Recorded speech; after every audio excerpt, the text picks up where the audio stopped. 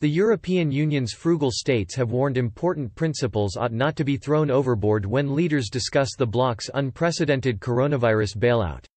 Sweden, Austria, Denmark and the Netherlands all called for a responsible spending plan to fund the recovery of the EU's most pandemic-stricken regions and industries. Their opposition leaves a quick-fire compromise unlikely when on Friday EU 27 leaders hold crunch video talks on the €750 recovery fund. It even leaves chances of an agreement doubtful when the bloc's prime ministers and presidents hope to convene for face-to-face negotiations next month for the first time since the coronavirus outbreak. Under the blueprint set to be discussed, European Commission President Ursula von der Leyen proposed a joint debt mechanism that will raise €500 billion on international markets before being distributed in the form of grants.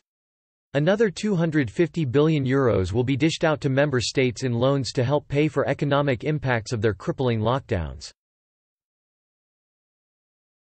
The cost of the debt would be shared across the bloc and be paid back with vast hikes in national contributions to the EU's long-term budget. Writing in the Financial Times, Swedish Prime Minister Stefan Löfven said, "The outlook now is bad. The OECD forecasts gross domestic product losses this year of 7, 8, 10% and more for individual EU countries, instead of expected growth. This situation is shared by all in the EU. Therefore, all four of us give our support to building a joint road to recovery.